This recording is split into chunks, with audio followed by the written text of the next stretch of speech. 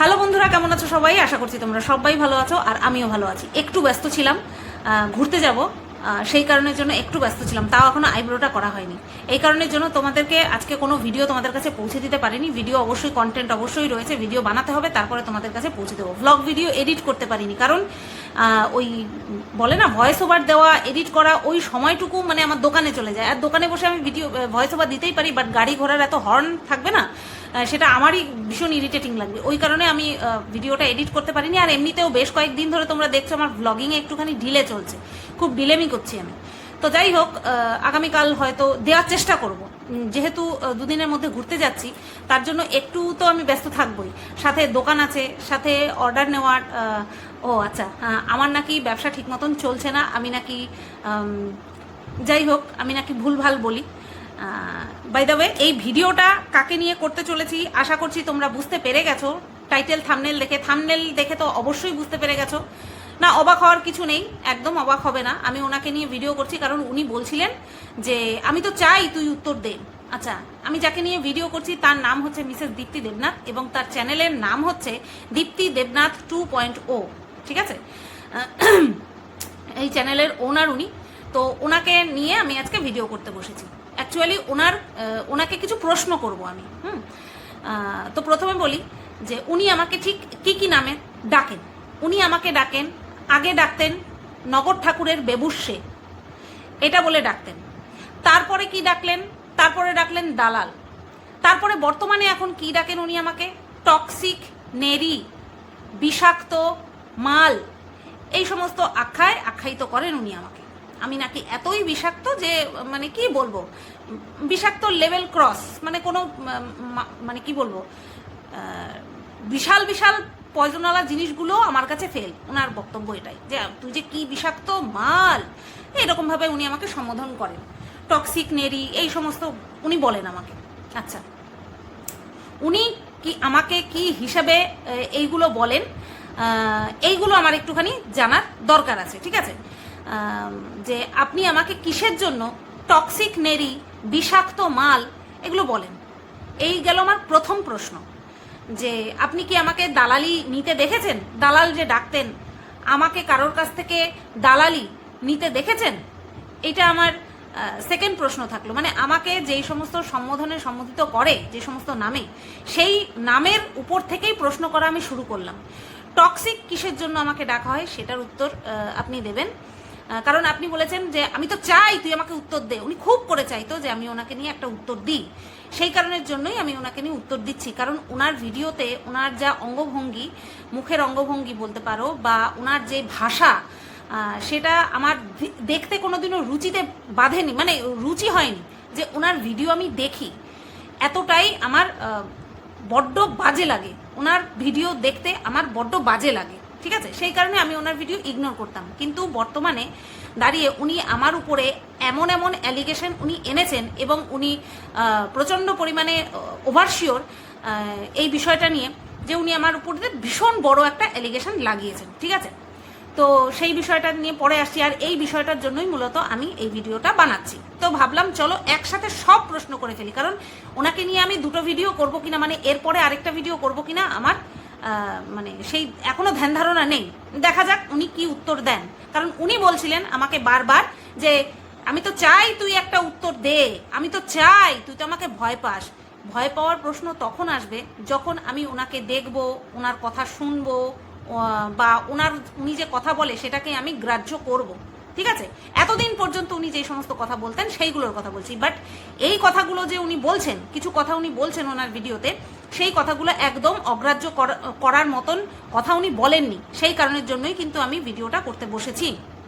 প্রথম প্রশ্নগুলো আমি বললাম যে আমাকে টক্সিক, নেরি, বিষাক্ত মাল, দালাল, নগর ঠাকুরের বেবুর্ষে, উনি এই ধরনের কথা, এই ধরনের নামগুলো আমাকে কেন দিয়েছেন, সেই কারণটা আমি জানতে চাই।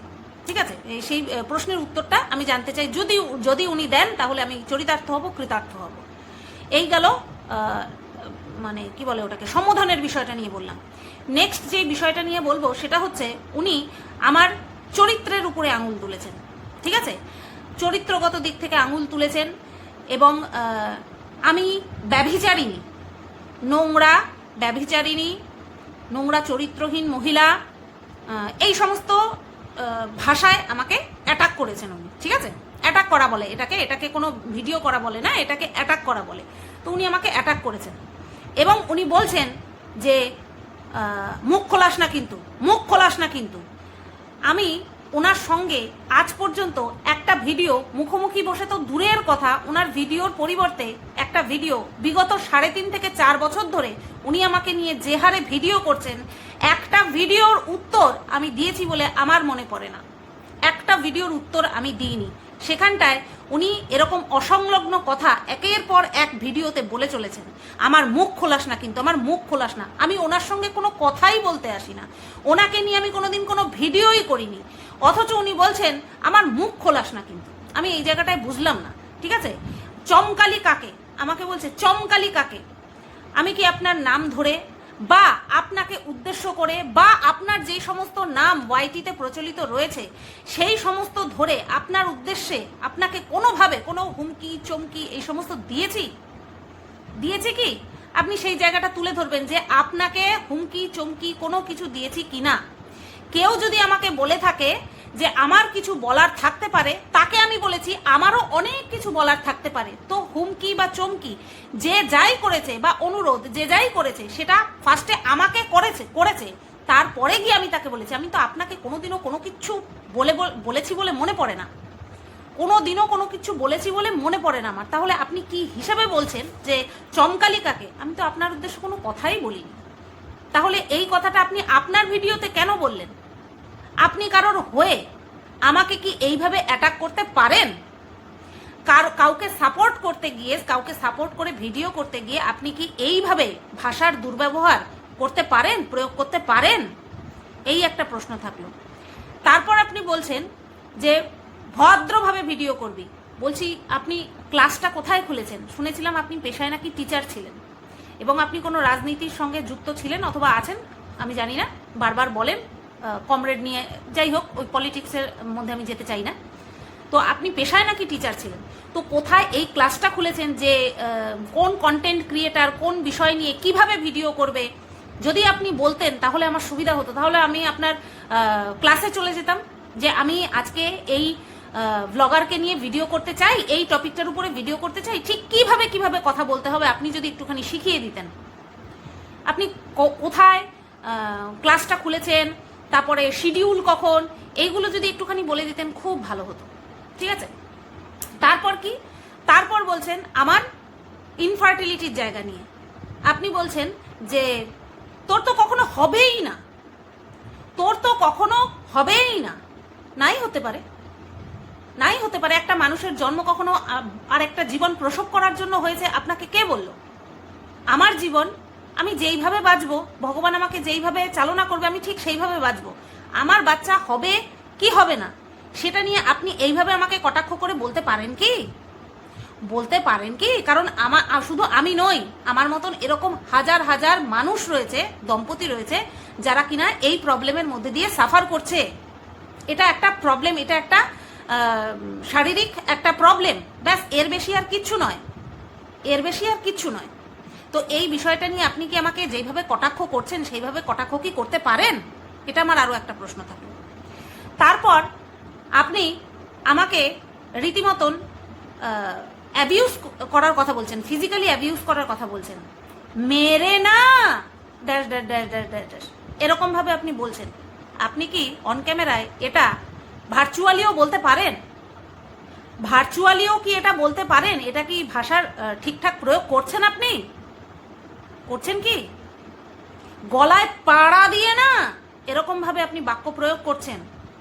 আপনি কি এই বাক্যগুলো প্রয়োগ করতে পারেন একটা মানুষ হিসাবে? আপনার পেশাগত দিক ছেড়েই দিলাম, একটা কন্ট্রোভার্সি ক্রিয়েটার হিসাবেও কি কাউকে গলায় পাড়া দিয়ে আপনি তাকে ফিজিক্যালি অ্যাবিউজ করার কথা বলছেন? বলার পরে তারপরে আপনি বলছেন এটা কোনো ভায়োলেশন নয়, এটা ভার্বাল ভায়োলেশন। আমি যতদূর জানি এটাকে মৌখিক ভায়োলেশন বলে।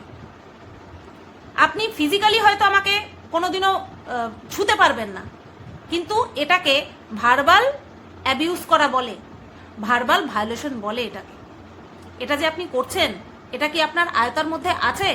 কোনো রকম কোনো আইন কি আপনাকে এই অধিকার দিয়েছে এইভাবে যে আপনি আমাকে অ্যাটাক করছেন? আছে কি? যেইভাবে আপনি আমাকে বলছেন।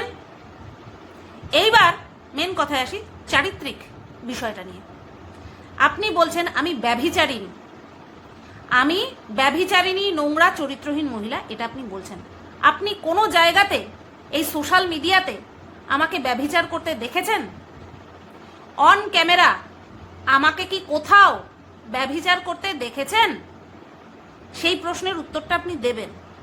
এছাড়াও যদি আপনি আমার ব্যভিচারিণী আপনি বলছেন না, এরপর ভিডিও আসবে উইথ প্রুফ, তার মানে নিশ্চয়ই আপনার কাছে প্রুফ আছে। আপনি প্রমাণটা রেডি করে রাখবেন, ভিডিওতে দেখিয়ে দেবেন। আপনার কাছে আমার যেই ব্যভিচারের ভিডিও আছে, প্রুফ ভিডিও তো না, আপনি ভিডিওর কথা বলেননি, প্রুফ আছে আপনার কাছে, সেই প্রুফটা আপনি দেখিয়ে দেবেন যে আমি ঠিক কিভাবে নোংরামোটা করেছি। একটা পুরুষের সাথে না, আপনি আমাকে 2-3টে পুরুষের সাথে যুক্ত করেছেন।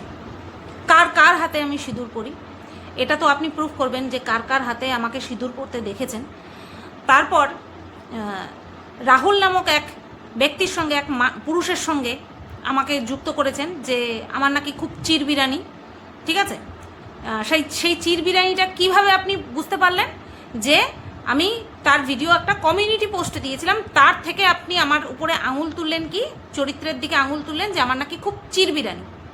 তারপরে আরেকজনের নাম তুললেন, কি যাকে কিনা ফোকলা বলে ডাকা হয়, যার ভালো নাম হচ্ছে সুদীপ্ত সরকার, তো তার সঙ্গেও নাকি আমার চিরবিরানি। এরকমভাবে আপনি আমার চরিত্রের একেবারে মানে খুব সুন্দর করে বিশ্লেষণ করেছেন।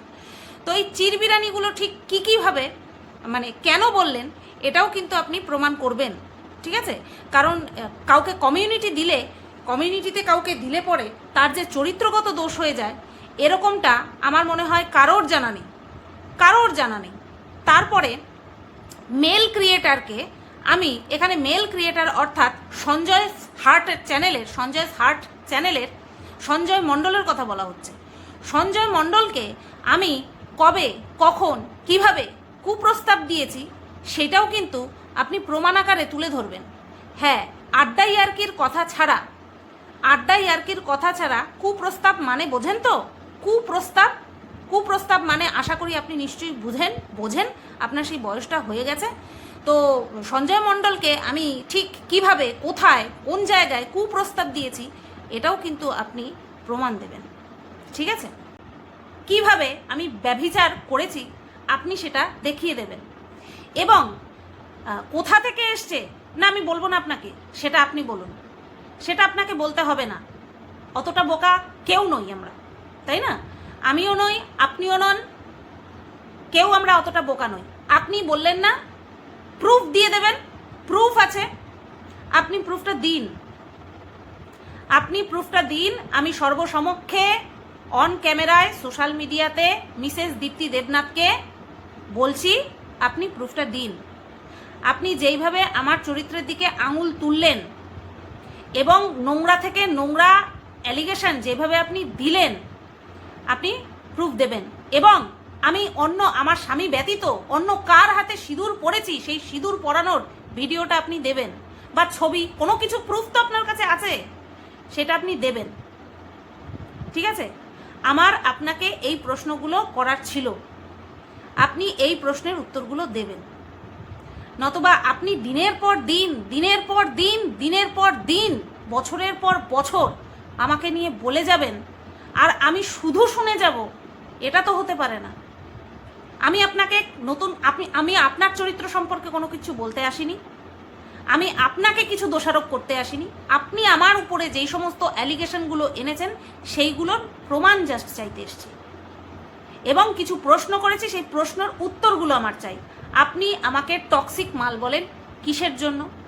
আপনি আমাকে কোথায় দালালি নিতে দেখেছেন সেগুলোর প্রমাণ তুলে দিয়ে তারপরে বলবেন যে এই কারণে তোকে আমি দালাল বলতাম।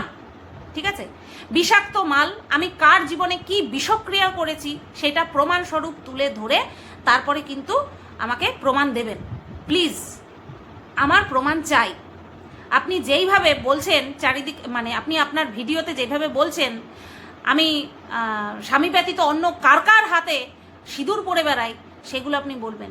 সবচেয়ে ইম্পর্টেন্ট কথা, আপনি বলছেন যে আমার কোনো পিছুটান নেই, আমার কোনো সন্তান নেই, তাহলে আমার এত কিসের খিদে ইনকাম করার, আমার এত কিসের জীব লকলকানি ইনকাম করার। আপনি এই বাক্যগুলো আমার উদ্দেশ্যে প্রয়োগ করেছেন। কোনো জায়গায় লেখা আছে যে যার বাচ্চা থাকবে না সে পরিশ্রম করে হোক, একটা বলে না, একটা নির্দিষ্ট আর্ন করার উপায় হোক, আর্ন করতে পারবে না, ইনকাম করতে পারবে না? যার সন্তান থাকবে সেই ইনকাম করবে, যার সন্তান থাকবে না সেই ইনকাম করতে পারবে না, এরকমটা কি কোথাও লিখিত আছে? কোথাও কি লেখা আছে? যদি লেখা থাকে আপনি দেখিয়ে দেবেন প্লিজ। ঠিক আছে, আপনি দেখিয়ে দেবেন। আমি ব্যবসা করছি, আমার ব্যবসাতে কাস্টমার হচ্ছে না, অর্ডার আসছে না, আপনি সব জানেন। আপনি আমার ভিডিও দেখেন, আমার ব্লগ ভিডিও দেখেন যে আমার অর্ডার আসছে কি না। আমার যদি একটা অর্ডারও আসে, আমার তো অর্ডার আসছে, এই বিষয়টা নিয়েও আপনি বলছেন। যান ভিডিওগুলো দেখে আসুন, আমার ব্লগ ভিডিও দেখে আসুন, আমার ব্লগ ভিডিও দেখে আসুন, দেখে নিয়ে তারপরে আমার ভিডিওতে প্রমাণ রয়েছে যে আমার অর্ডার আসছে কি না। আমার যদি অর্ডার নাই আসতো তাহলে আমি পুনরায় মাল আনতাম কি করতে, প্রোডাক্ট তুলতাম কি করতে, নতুন টাকা ইনভেস্ট করতাম কি করতে, তাই না? এইটার প্রমাণ আমার কাছে আছে। তারপরে আপনি বলছেন যে যখন তোর বাচ্চা কাচ্চা হবেই না, তোর স্বাদ হবেই না, তাহলে তুই কেন এত টাকা ইনকাম করার পিছনে ছুটছিস? এই প্রশ্নটা করার হক কি আপনার আছে?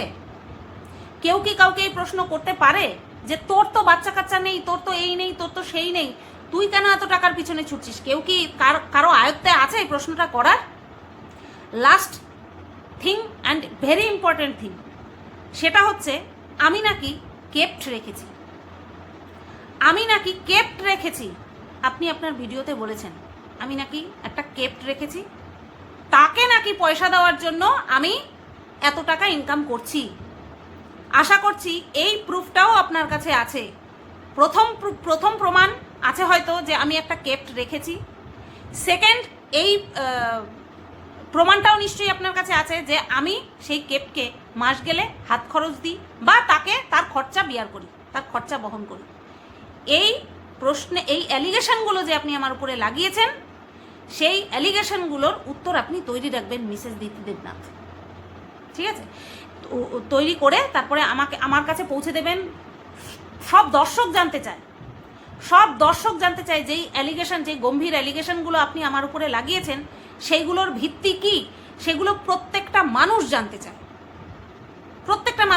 চায়, ভীষণ উৎসাহী তারা। আপনি দেখিয়ে দিন আপনার কাছে যা যা প্রুফ আছে, কোনো রকম কোনো এডিট ছাড়া আমি কোনো রকম কোনো স্টেপ, মানে এই কি যেন বলে, আরে বলো না, এই স্ট্রাইক ফ্রাইক, তো সেটা তো সম্ভব না, কারণ আপনার কাছে যেই প্রুফ আছে সেটা তো নিশ্চয়ই আমার ভিডিওতে নেই, কারণ আমি সোশ্যাল মিডিয়াতে তো এরকম কোনো কিছু আজ পর্যন্ত করিনি। তাহলে সেইগুলো কিন্তু একদম র ফুটেজ দেবেন আপনি, আপনার কাছে যাই আছে আপনি কিন্তু র দেবেন, সে অডিও রেকর্ড হোক, ভিডিও রেকর্ড হোক বা ফটো হোক, আপনি কিন্তু একদম র ফুটেজ দেবেন। ঠিক আছে, নতবা দর্শক কিন্তু মানবে না, আর সাথে কিন্তু আমিও মানবো না। তখন বলবো যে আপনি মিথ্যে কথা বলছেন, আপনি আমার উপরে মিথ্যা এলিগেশন লাগাচ্ছেন। ঠিক আছে, আপনার কাছে যা যা প্রুফ আছে আপনি দেবেন। আর একটা কথা বলে যাই, আপনি বললেন না যে ওদেরকে নিয়ে ভিডিও করলে পরে, আমি একজন কন্ট্রোভার্সি ক্রিয়েটার, ইউটিউবের গাইডলাইনে ক্রিটিসিজম বলে একটা জোন আছে, আমি সেই জোনের আন্ডারে ভিডিও করি, কন্ট্রোভার্সি করি। যা দেখা যাচ্ছে না সেখানটায় আমি অনুমান করে কথা বলি, এবং সেই অনুমান করে কথা বলার রাইটটা প্রত্যেক জায়গায় রয়েছে। একটা বিষয়ের উপরে বেস করে অনুমান করে আরও একটা কথা, অবশ্যই সেটা রিলিভেন্ট হতে হবে, ইরেলিভেন্ট হলে হবে না, ইরেলিভেন্ট কথাবার্তা হলে হবে না। আমি কন্ট্রোভার্সি করছি, আমি আগামীকালই হয়তো যেই দুজনের কথা আপনি বললেন তাদের দুজনকে নিয়ে হয়তো ভিডিও করব, অবশ্যই ভিডিও করব। তো এই তো আমি বলে গেলাম তাদেরকে নিয়ে ভিডিও করব, এবং আমি যেভাবে ঠিক ভিডিও করি লজিক্যালি আমি ঠিক সেইভাবেই ভিডিও করব। ঠিক আছে, এবার আপনি এই প্রশ্নের উত্তরগুলো রেডি করবেন, যা যা বললাম ওয়ার্ড বাই ওয়ার্ড যা যা প্রশ্ন করেছি সব প্রশ্নের উত্তর দেবেন। আপনি চাইছিলেন না আমি কথা বলি, আমি রেসপন্স করি, আমি রেসপন্স করলাম মিসেস দীপ্তি দেবনাথ, আমি রেসপন্স করলাম। এবার আপনার পালা। আপনি যদি উত্তর না দিতে পারেন, আপনি যদি প্রুফ না দিতে পারেন, কেউ আপনার কথা আর বিশ্বাস করবে না কোনোদিন। ঠিক আছে? চলো বন্ধুরা, এই ভিডিওটা এই পর্যন্তই রাখলাম। সবাই তোমরা ভালো থেকো, সুস্থ থেকো।